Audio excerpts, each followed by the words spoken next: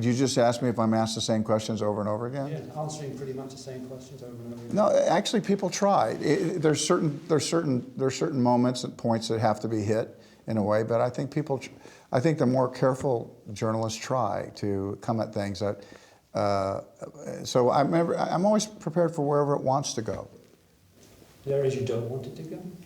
Well, there's some places it doesn't need to go, but I'm very open to what people have to say. I know how to deal with whatever question will really come at me, and we'll either expand on it or we'll cut it off. You know, it's just there are things that are appropriate to talk about, and this isn't open season or fair game. It's just I come here in the spirit of talking about what you want to talk about, and so under that, that's how I'll start.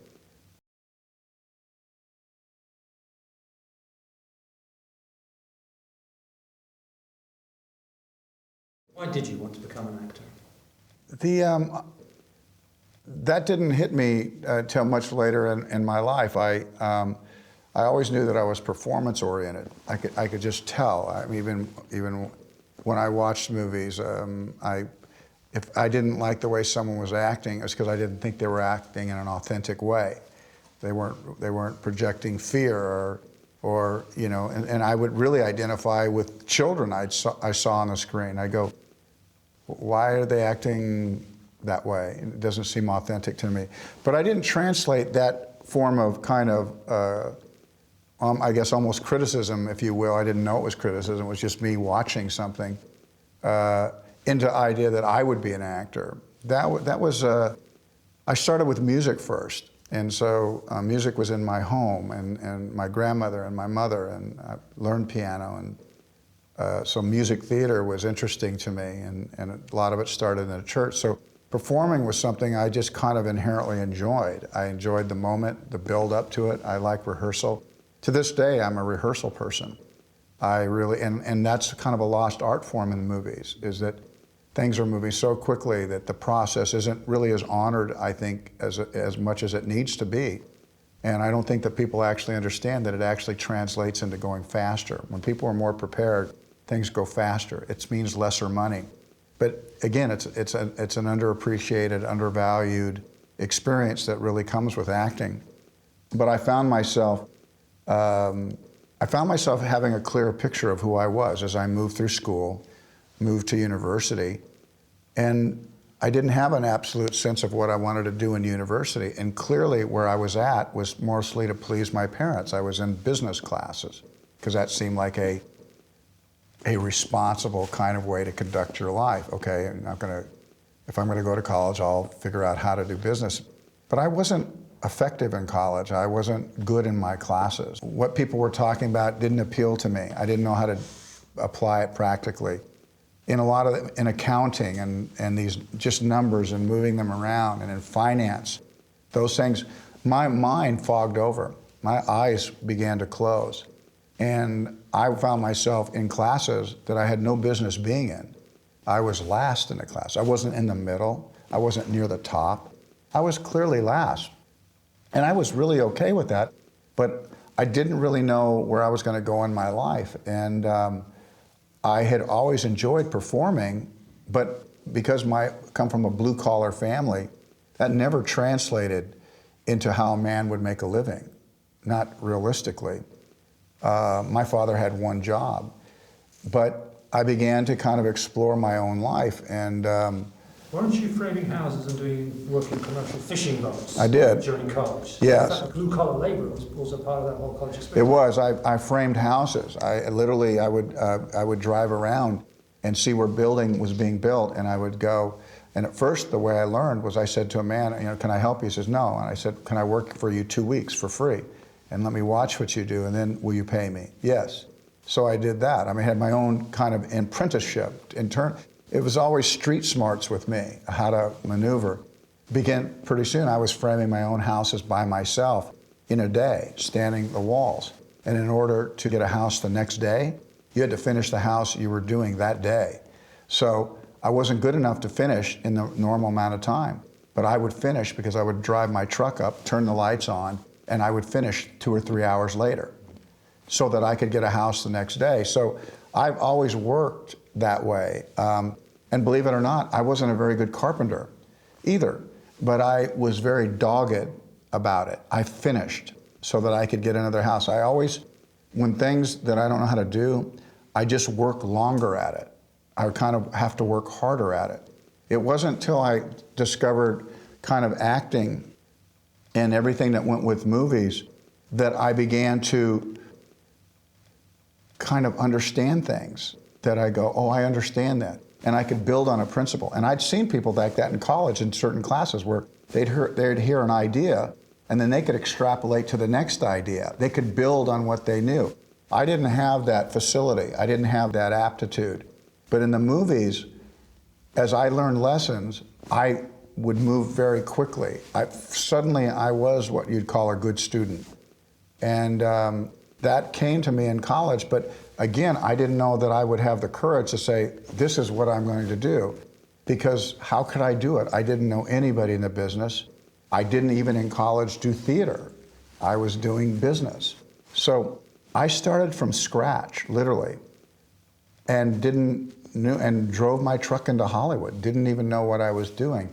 And I made my way, but I was not an overnight success. I didn't get my first check in a movie until about 6 or 7 years later. 27, 28 before you started seeing anything that could be considered real success. I mean, were you dispirited along the way? Or Yes, I think so, but I was also happy. I was really happy. The moment I decided to do that was a giant relief to me. The worry shifted to my parents and shifted to people that love me, like, oh my God, what's he doing? But when you have a sense of direction, it's almost a momentum. It's like, okay, I don't know how far the road is, but I think finally I'm on the right path. And a lot of people don't find their path, and I felt like I was lucky to do it. It doesn't ensure any measure of success, just knowing what you want to do, because a lot of people want to run in the Olympics, but they're not fast enough to run in the Olympics. You know what I mean? You want to be successful in this business, but are you willing to learn how it works, and are you trying to get better? That's what I try to do. I know you get this question all the time, but how did Alex's being removed from the theatrical distribution of The Big Chill affect you? I have told that story, and you know, and I'm consistent in the story, which was, of course, I would have liked to have been in the film. But when I actually got the job, even before we started filming The Big Chill, forget about that that it was a big hit and then I didn't end up in the movie. When I got that job, that's when I knew the moment was starting to happen for me. That's when I knew. On the drive home, I thought, this is happening. I had a big secret. I was on a freeway driving home. There was 1,000 cars in front of me. There was 1,000 cars behind me. And that whole 45-minute drive home, I went, this is happening for me. And it was. And so the obvious things to people were, you weren't in the film, so you must be despondent or whatever. And I wasn't, because I went back, and on that freeway, I knew it was happening. Yes, of course it would have been nice, but if I look at the architecture of my career, I know what the moments are. You're not making folk films with Lawrence Kasdan. Yeah, well, I've been able to make films with multiple directors more than once, and I like that. Yeah, I learned a lot from Larry. He was like really his whole journey to become a writer-director. He was very open with that process. And Bodyguard was his first screenplay that he wrote that he sold, but it wasn't made for 15, 16 years. Sidney Pollack had it, a lot of different people had it, and wasn't going to be made. He went on to, write the Star Wars, a couple Star Wars, and then moved quickly into Body Heat and The Big Chill, and really, became an author of his own professional life. This is a very wonderful screenwriter and wonderful director. And so I've had 4 experiences with him. They were all good. In 87, you had Untouchables and No Way Out coming out at the same time. I can't remember which one came first. Well, they were flip-flopped. Actually, I think I made No Way Out first. And then Untouchables came, and what happened was, I think Orion Pictures, who had No Way Out, knew that Untouchables was coming out. It was a big studio, Paramount. And so they thought, well, maybe we should just hold on to No Way Out, let it come out after Untouchables, because Untouchables, would have a bigger, more money behind it. So it became a strategic thing, not from me, but from a studio itself that had a smaller, what they thought was a smaller movie, that they would wait till Untouchables was made. So in those instances, those movies were flip-flop. No Way Out was made before Untouchables.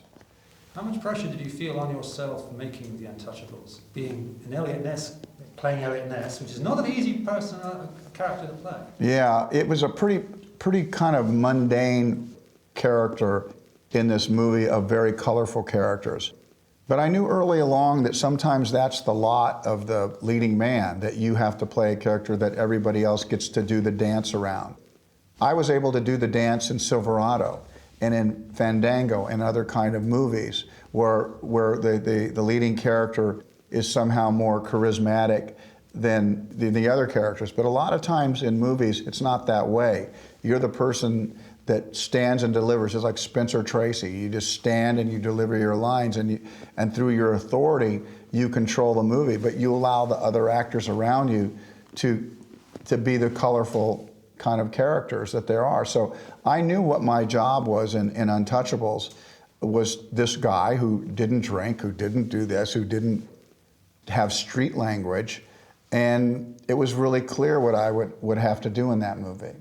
How significant for you as an actor was it to work with Sean Connery and Gene Hackman? Yeah, boy. Well, it's interesting you use those two names, because I use those two names sometimes in questions that are propped up to me. Who's the best actor you work with? Blah blah blah. Very difficult to say that, because I work with really great actors. I mean, and actors that are probably equal in so many ways, but they stand out in certain ways. Blah blah blah. And some actors are kind of unknown that you wouldn't know, that I could tell you were fantastic actors. But I've often said that I felt like Gene Hackman was the most real actor that I had ever worked with. I've then equally said that Sean Connery was the biggest star that I'd ever worked with. But that sometimes, when you say star, kind of diminishes how good an actor Sean Connery was. And he just was. He's a fantastic actor. But he was just the biggest star that I had worked with. Were you intimidated? Pardon me? Were you intimidated by No. I wasn't. I, in fact, made friends with him, and he doesn't suffer fools. He doesn't like people that are flimsy, that are whatever. I was able to learn an enormous amount from him without him trying to teach me. He's not that way. I just found him to be a terribly honest, forthright person, and very skilled, and really, but better than that, I found him to be a really moral person in the things that I measure as being important. In '88, you had Bull Durham and Field of Dreams. Later, you would make For the Love of the Game. 3 films on the surface about baseball. Are they about baseball? Those are the backdrops. I mean, Love of the Game is really about baseball, but it's the backdrop for a love story. I think when you want to make a sports movie, the good thing is don't put too much sports in it. Really, highlight the people and how they interact. I mean, Bull Durham is set against minor league baseball, but it's a great love story, a great triangle, Saranda and Tim Robbins, and I remember when I was doing Field of Dreams, and actually Bull Durham went back to back with each other, and that was, people were really questioning me, on that particular move. They were really questioning it because it was, in some way, wasn't sure I should be making one baseball movie because they were supposedly like poison, I don't know. I mean, it's sometimes good to go through life a little naive, like, well, I don't know why you're afraid. I'm not afraid of this. I recognized what I thought was great writing, and it was a great American screenplay. And that's not to exclude the rest of the world, but I was very conscious, because even now when I look at a movie, I look at what their potential is in a way of who is this going to speak to. I really do. I mean, I look at that, and it was like, okay, I'm not sure on the surface that this movie is going to translate around the world, an international movie. Because I had a very significant thing happen to me early in my career. Fandango was a movie that was really good in my mind, but didn't get a national release in America. Politically speaking, some things happened in that movie, and it never got a real release. And I'd forgotten about that movie, and when I was doing my first publicity tour at Venice Film Festival, I was there with Silverado. I was the lesser-known actor of that cast, and I had very few interviews, but it was thoughtful of Larry to bring me along to also do interviews there. And somewhere along the line, somebody came and said to me, "They're screening your movie." And I said, "No." It was one of my 5 interviews, during the week. And they go, "No, it's screening right now." And I said, "No, and they go, "No, it's Fandango." And I said, "I did Fandango about a year and a half ago." They go, "No, it's here." An Italian distributor had brought it. So after the interview, I wandered down. They brought me into the theater. It was right at the end of the movie. It was jam-packed. People, I remember, were sitting in the aisles. And when the lights came on, the audience turned at once and looked up, and for whatever reason, they just loved this movie. And I walked out of the theater, and the entire theater walked out with me, and we walked down the street. It was like our feet weren't hitting the ground. And I was brought up very conservatively, but again, a new thing happened in my life. Aha, movies aren't just for Americans. They really travel the world. That may seem like an obvious thing to you, but in me growing up, it wasn't so obvious. It was like, what? So, as we backtrack to Bull Durham, I looked at this movie that seemed to me to be squarely American. And so for that reason, none of the studios were going to make that movie because there was no upside for them around the world. But I really believed in it with the director, and so for the longest time we tried, and then we got it made for about $6 million. We made that movie. And that movie's probably made $200-300 million, for $6 million. Not bad. It's a classic movie, but it's an American movie. And so I said yes to that movie. And then Field of Dreams came along, and I said yes to that because it felt magical to me. Again, that was a movie that wasn't going to translate on the surface around the world, but I decided to make it. So these little movies have always been important to me. They've always propped me up. I don't know if you've seen Black and White, because in a way it fits perfectly into this idea of films for me. I look at it and I just immediately respond to the writing, and that's all I needed to do. I didn't need to second guess my thinking about where it fit, how it works. I thought it worked as a really solid piece of entertainment. It was magical to me. And so if I think something's magical to me, I naively think, or whatever, that it actually could translate to a lot of people. Because I don't think that I'm an avant-garde kind of personality. I don't think that I create art that's different, that's kind of difficult to understand. It's pretty straightforward. Was that what gave you the courage of your convictions to move forward with Dances with Wolves? Yeah, it was, I don't know, words like that are applied, courage, whatever you will. And that didn't seem courageous to me. It seemed like that was the movie that I really wanted to make. I felt like I had a big secret, but I couldn't share it. Why couldn't I share it? Because I couldn't find anybody to put the money up. Interesting enough, a very seminal moment, one of the seminal moments in my career, a very American movie about our history, I finally had to turn to Europe to get the money. Money from Europe came to me before any money in America did. I had $9 million from Europe to make the movie. Once they realized I was going to make that movie, somebody gave me 4 Orion, so now I had 13, but I needed 3 more to finish it, and that came from me. How much credit do you give to the contribution of Graham Greene? Graham was a very skilled actor, a very clever actor, if you will. But I give credit to my cast because they were Native American to begin with. I insisted on that. And I don't know who is going to fill the shoes of this highly sensitive, highly intelligent character. And when Rodney came along, Grant, I didn't know who was going to play Wind in His Hair. So when you say how much credit do you give, I don't really exactly know how to answer that question. You're always really thankful when somebody can come in and not only play the role, but elevate it. And I felt that Graham was able to elevate the part through his intelligence and through his skill. Rodney didn't have the same skill level as Graham did, but what Rodney had was also a physical fierceness that could help him inhabit the character that was more hostile. How pleased were you with John Barry's score?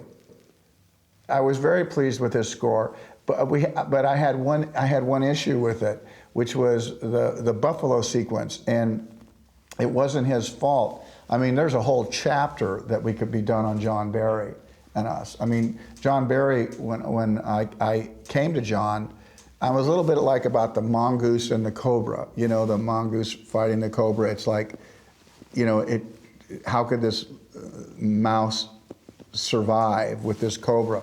John being the cobra, so to speak. When I met John, I didn't know that John hadn't been working for a while, because he was a great mind, and John could be #1, 6 Academy Award or something like that. But John was a very fierce artist and had been let go of some movies and also hadn't been feeling well, just some different things. And so when I was actually going to do the movie with another person, Basil Palladores, and Basil decided right at the end that he was going to do a movie with another director. Just left me high and dry. It wasn't cool, actually. And so I had to start over, and then John's name came up, and so I met John, and of course I was very inexperienced at everything. And so I met with John, and I said, okay, how's this going to work? And he said, well, let's do this. And he said he'd come to Beverly Hills, and could he have a piano in his room? And you have to understand, I didn't have very much money, so it was like, what the fuck? You got a fucking piano in your room? And I thought, who's going to pay for this? How am I going to? And, you know, he has this, right? So I do, and then John, you know, brings me back a cassette tape of 7 cues that he's going to build the movie around it. And so I listened to them, and I liked 4 of them really well. And I told him that 2 or 3 others I didn't understand how they were going to work. Well, if maybe I was watching him carefully, I would have seen steam coming out of his ears. You know, this guy who could be very ferocious or very whatever. But he didn't with me. He didn't. And I don't know if it was because he hadn't been working for a while. I don't know what it was, but he didn't lose it with me, where most people would have told me, do you have any idea how he was feeling when you were saying that you weren't, you know, comfortable with that? I said, I could only tell him how I felt. And so we obviously moved to having the score, right? We go into having the score, and you can't believe that experience of having, you know, 100 people in there. And I remember I said to John, can I talk to the orchestra? And he said, okay. Because nobody ever, I didn't know. I've never made a movie. I didn't know. I thought I'd talk to all these musicians, because I've been working on this movie for a year, and they're coming in for 3 or 4 days, and I wanted to tell them what the movie meant to me and what I was hoping for it. So I did, and you know, John said, okay. So I did. I told them, and now they began to do this movie, and I finally asked John if I could play with the band, with the orchestra, and he said, well, what do you want to play? And I said, I want to play the big kettle drums, you know, in the back. And John said, of course you can. And it was such a cool relationship. And so I just watched John really carefully, and I was next to a guy who'd been playing kettle drums all his life, and he's looking at me and I'm looking at him, and it was just, for me, it was fun. For me, it was fun to participate. So when it came to my moment, John just pointed at me, and I beat the hell out of these drums as hard and as fast as I could. I was just looking at the next guy. And life in the movies has been that for me. There's been a lot of experiences like that. And, you know, like I say, there's a whole book on me and John, in a way. And I've had a life like that. I've got time for about 2 more questions. And I really wanted to ask you about this. I've got a radio in my Chevrolet, been playing rock and roll just to stay awake. I'm breathing desert air. I've got the windows down. I'm going anywhere. Now I'm finally out. I assume you know where that comes from. What does that song mean to you? It's really a metaphor for my life. You know, I thought the world was flat for way too long. I grew up in a very conservative way. It's obviously my foundation. It's how I work, my work I go. On the other hand, I also heard my parents talk at the dinner table about things. And I adopted, you know, I took their religion, right? As a child, you take the religion of your parents. You know, in the 60s, my brother was in Vietnam. My parents didn't like long-hair people. They didn't like people who were against the war. They didn't like people who were against the establishment, right? They didn't like people who smoked dope. They thought, you know, whatever. So understand where I was at. So I heard that, and I love my parents, and I wanted to please my parents. But the world was changing, and people with long hair weren't dumb, and they weren't dirty, and people who were against the war weren't un-American. They were just against the war. Jane Fonda was not the enemy, blah, blah, blah. But I had that kind of pounded into me. I had a lot of other great things put into me. But I also had this ability to not be tolerant, to not be open, that I immediately understand. I want to finish this. This is good. To not be open and to not, you know, allow for different opinions. That was this, that was that, that was this. So I grew up in a very conservative way. When I made the decision to go into this business, to play music when I played piano, I was never allowed to play rock and roll. I was trained classically. I could really play anything. And if I could switch keys, transpose, do whatever. I was trained in a very classical way. But I was never allowed to play something that might have had a girl sit next to me and went, that's a cool tune. I think if that would have happened, I would have never given up the piano. But I gave it up. And I love music. Why? Because I was kind of put in a box. And so when I decided that I would be, you know, an actor, I began to have to think differently. I had to really open up my mind. I've had a long journey of trying to go from conservative to really opening up and expanding my ideas. The one common thing I've never had, though, in any areas, I've never been afraid. Never been afraid to try something and fail. I've never been afraid to the what ifs of like what if we could do this? I've had more money than I've ever thought that I would have, more fame than I would ever thought that would be possible. But I haven't spent my life trying to make the pile of money that I've been able to make bigger. Like, I'm going to buy apartments. I'm going to buy this. I'm going to do this. I've always had what I've made here, and then the money I've made is like, well, what if we could fix the ocean in terms of the oil and water that continually is happening? $20 million went there. What if I could do this, electric flywheel batteries, so that we're not on combustional thing? $15 million there. Neither one worked. But I was never worried about that. I was worried about what if it did work. I thought about building a great American hotel that really, I've never talked about this, that really would be an American hotel, where our American experience took place. People come to America and go, where's the West? Well, we got Denver, Boulder, Arizona. Where's a place where I could understand the great tragedy that occurred, where these cultures collided, where animals were destroyed in order to ruin a way of life. And that story is not shameful to me. It's just, I just have a desire to expose it. So we have a clear picture of who we are as Americans, because I had a very closed picture of who I was. And I have a much more open picture of who I am. It's why I could do something like Black and White. I thought Black and White helped me. When I read Black and White, I was different. Because what we don't deal with is when people try to identify their differences, what happens is sometimes we bring race into it, and race has no place in it. I say, I don't like you. And he goes, well, you don't like me because I'm Italian. I said, no.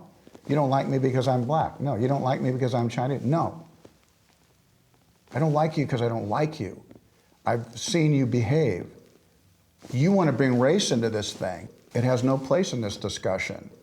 And so when I read Black and White, I thought for the first time somebody articulated that for me, because I have trouble with that conversation, having it with somebody. Sometimes it gets heated so quickly, it breaks down.